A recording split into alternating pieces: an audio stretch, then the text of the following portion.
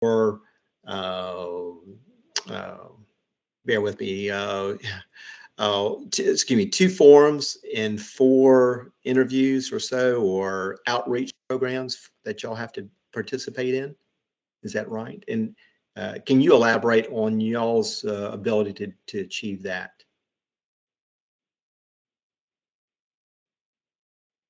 Yeah, it's not that difficult if you just kind of just forward thinking outside the box. So the one of the easiest things that I found through the Navy, talking with my Navy partners that are command financial specialists, is there's the military family learning network, and they give constant webinars, at least about 3 each month. So when I was at my last cutter, every month I would get that newsletter and I'd print it out to let them know they do different topics. So I do that as far as for my continuing education, and also because I'm a trainer. I also on the Navy side, they got the Mill Suite program. You can log in, um, you can attend their webinars. As far as for kind of counseling, I know for here for me, it's going to be a little bit different since things are so spread out. But I'll more likely go talk with Kat Seymour and have her kind of refer folks to me if there's something that somebody needs assistance with that she thinks that she could default to me, do that. But yeah, just thinking forward. And then as far as like the different trainings, I know my last cutter was pretty nuts with the operational tempo. So they wouldn't really truly afford us time to do like formal training. Every month I basically send out a different newsletter or email with attachments, things like that. And I work with Graciela to make sure I knocked out all the training requirements. Okay, good, good. Yeah, I will say this: hats off to you on doing your CEUs from different sources, and I'm a big believer of Family Learning Network. I get my CEUs there too. So yeah. Um, Let me ask you one thing: is that you elaborate a little bit, Chief Brown, but on the marketing side of uh, uh, bringing in different speakers or so. I know Catherine and Sarah both are big advocates of allowing individuals from the different government agencies come in and talk or so. Um, can you elaborate on y'all's? Do y'all go out and or you do go through Catherine to get that rolling or so? Yeah, for anything like that, I would automatically default to Cat for that purpose. Mhm. But if I was able to come up on an opportunity, let's say through some networking or just discussions, like JBAB or some of the other bases around here, yeah, I would automatically, even if I gave them the invite, I would have them talk with Kat so she could orchestrate it, with her being in charge of everything financial for the National Capital Region, Mm. and then kind of just make it a collaboration of training. Yeah, I've noticed just being in this the DC or the DMV area, there's so many military everywhere.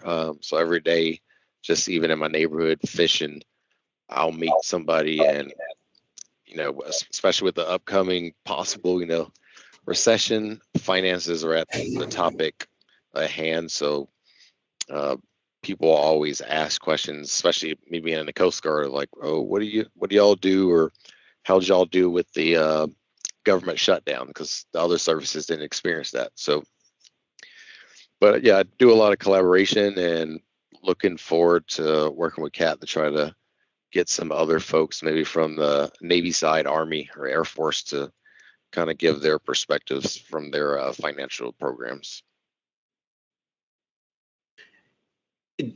you mentioned being on the outside, really, and they are asking what you do. And it's interesting that, again, you look at yourself as not just an ambassador for Coast Guard members, but reaching out to other service members that you come across or so. That is really good. So thank you.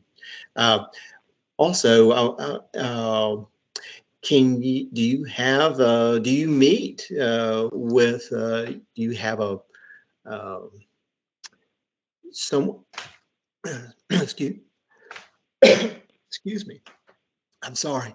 Do you have someone that, do you continue on, for example, Dave Ramsey with Mr. Lincoln Hawker, or Mr. Brown? Do you have somebody that, you mentioned some of the CEUs you make, but do you have books or so that you would like to continue on with finances or so? Yeah, why don't you go ahead, but No, me personally, not too big on the book thing. Not a lot of reading. You know, all those words. I'm more of a visual. You know, like let's sit down, show me a budget, show me that spreadsheet. You know, that's probably more my route. But I'm sure there's some great tools out there. But that's not typically my number one like go to. Back to you, Senior. yeah, appreciate that. Yeah, for me, so I do a lot of reading. Sort of learned a lot of different financial practices, but so I have done the Dave Ramsey program with my church. That one was great.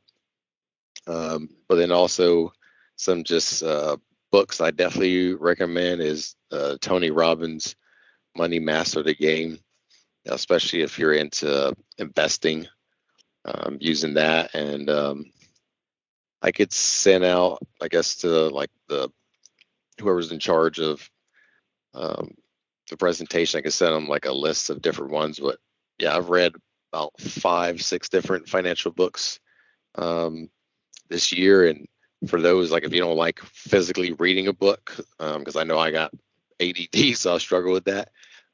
Audible is a great thing. Of course, I'm not endorsing for it, but yeah, I go on Audible and I listen to audiobooks. So that's how I digest all my financial information. And also, was it Earn Your Leisure? It's like a podcast on YouTube. They're like financial advisors, and they kind of course, give that whole disclaimer, do your own research, but they have some very sound principles, and I listen to that at least twice a week. Okay, well, thank you. I'm going to ask a question from the, well, excuse me, I'm going to read it off. Mr. Kern talks about, or is asking, have our panel ever encountered resistance from members senior to them when it comes to offering CFS services, and how do you handle it? And Senior Chief, I'll let you go first, then I'll come back to Mr. Lincoln Hawker. Sorry, say that again. I was reading some of the comments. Yeah. Have you encountered resistance from members senior to yourself when it comes to offering CFS services? Yes, I had it. So the Coast Guard as a whole, we don't do the best job endorsing our financial systems. About half the people I've met don't even know there is such a thing as a CFS. So that tells me that it's not being advertised. And also because financial information, it's so personal. A lot of senior officials at times, they may not feel comfortable, depending on their background, with somebody internal to the Coast Guard giving financial advice. So we usually have the PFM come over there and explain what we're doing. And of course, we're not financial advisors. We're just teaching financial principles. And then as far as if we have somebody that wants specific information, you can give them just a general basis of folks that you would recommend. But here, so far, I've actually encountered the opposite, where the folks in CG-5R, they're actually endorsing and they want us to have workshops where we teach financial information, and that's to all the senior officers, everybody from our admiral down to our JGs. So at least here at headquarters, everybody's supportive, but my prior units, there's definitely been some resistance. But yeah, I just always work with the PFM to kind of work around that, give the command that warm and fuzzy that they're looking for. Sure. Okay. And the same question to yourself, Mr. Lincoln Hooker, is do you have senior leadership giving you resistance or so? Yeah, so far I've been lucky where most of my senior leadership is behind, trainings, and they're all for it.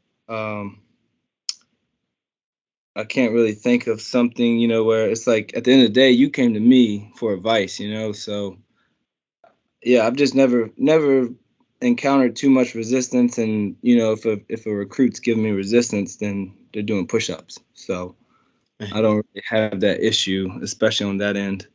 Sure. We did a collaboration back in Kodiak with Dave Ramsey course and the PFM. And, we had Chiefs counseling in 05, the XO of the base. So, at the end of the day, I think, just, we're all here to learn. Just put your rank aside and, let's all learn. So that's right. Well, good. Hey, Mark. Yes, sir. Hey, just going back up to the top of the chat, there was one question that was from Petty Officer Clark, and the question is, how do you tell those who come to you for stock tips, etc., that is not a part of your job or not a part of the job? Yeah, so the way I approach that, so it's the same thing with this whole, I know Y1's definitely more versed on it than I am on this one, but the Coast Guard recruiting challenge, right? They're saying that with a lot of our typical ways of recruiting, it's not as effective as we would want it to be, right? So they tell you, same thing from a public affairs aspect, you can always share your personal story, right? So I flat out tell people, hey, I'm not a financial advisor. I'm not advising you to do with your money, right? These are some general tips, right? That general tips that if you're going to invest, one, you want to invest in companies that have a CEO with, great reputation and some great, financial stature, that they're not going to be caught in some kind of scandal or something. But and just give them general tips, and just advise them that if they want to seek specific guidance, they can call like their broker, where their broker, each broker has their own financial advisors. You can call on the phone, they tell you. However, some folks, they want to know what Ian Brown's doing. So I'll just tell them what Ian Brown's doing, but be like, hey, I'm not recommending for you to do that. There are ups and downs, especially with the current market. My portfolio is definitely taking a hit, but I'm in it for the long term. So I always start off with that one disclaimer, and I tell folks, I'm an investor, not a trader. And just clarify on that you want to hold things long term, recommended. But yeah, I just tell them that whole spiel, and then if they want to know specifics, refer them to someone else. Okay. Another question, because they're piling up in the chat. That's why I'm rolling them off. Mark, it says, good morning, CFS. Is curious, what kind of items do you usually cover during just a normal check-in with the new person reporting to the unit?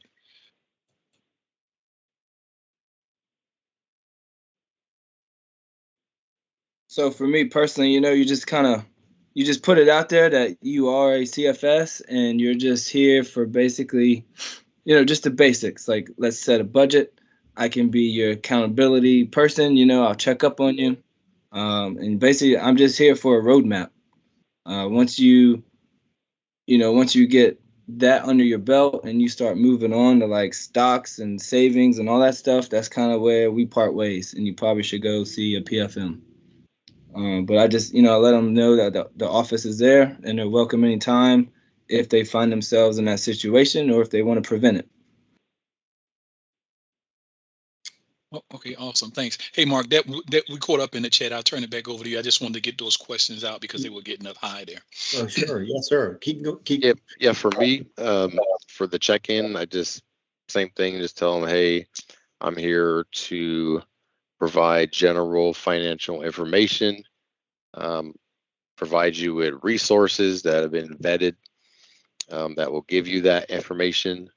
Of course, every CFS, we all got our particulars. So, I know mine's budgeting, things like that. And as far as just trying to create some generational wealth. So, there is a course in the Navy that they do that's called the $1 Million Sailor or $1 Million Marine.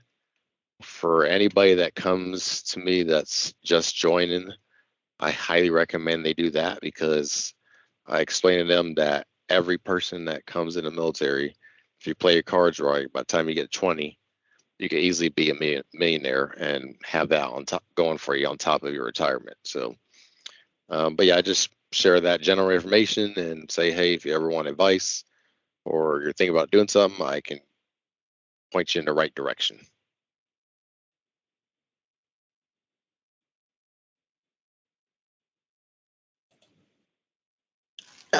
Apologize, I was on mute. But yeah, the $1 Million Sailor is a great program, and do appreciate your mention of that.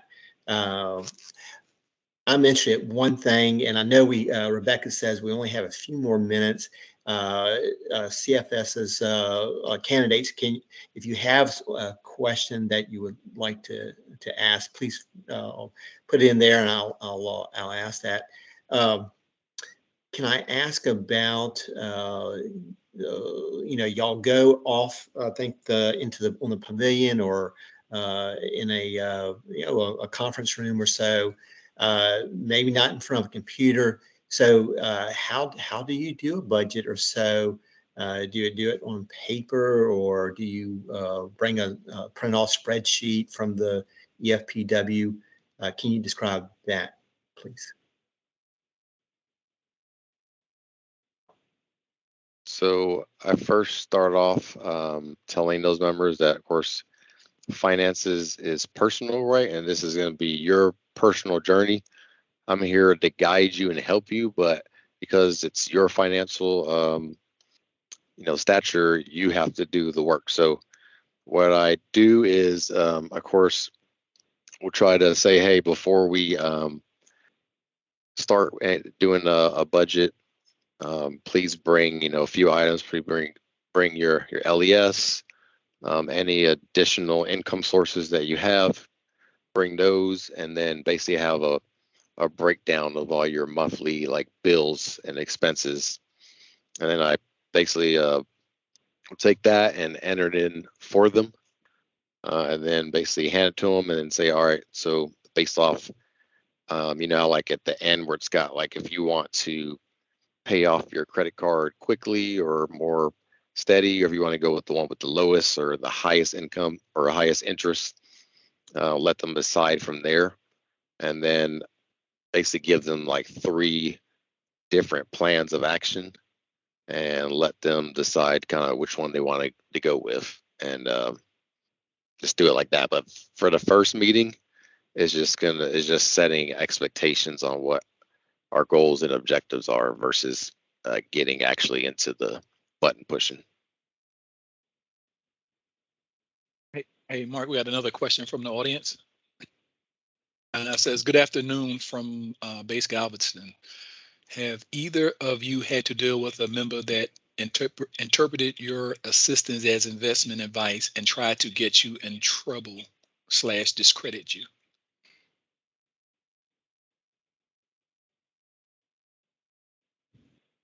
And so, as I typed back, no, that's I think if you stick to just the solid advice as you learned through this course you just took, there's really not much they can do. It's it's all solid advice. It's all backed up by, if you want to call it SOP, that's what it is. And as long as you stick to that type of advice, there's not much they can do. If they failed, it's probably on them, and they're probably just mad. That sounds Yeah, I'm good. gonna say no. I've never had that happen, but kind of like just like Ryan was saying, when it comes to investing, that's why I say, hey, I can just tell you what I'm doing, but I'm not giving any kind of investing advice. So typically, if somebody's asking that, I won't even have that conversation unless they realize that I'm just telling them what I'm doing. But of course, and then I'll put it in the email and transcript what we discussed. Like, hey, as per our discussion, when it comes to investing, highly recommend you talk to this person that's certified or talk with your financial broker, et cetera. But I don't give out specific investing advice, just more general. Like, the C fund, for example, has done the best if you look at the 10-year chart out of all the different funds. So that's for a thrift savings. So I just point them out the general facts. Sounds good. Sounds good. Hey, we need to kind of wrap up, but I'm gonna let y'all both, if you anything that you would like to address real quick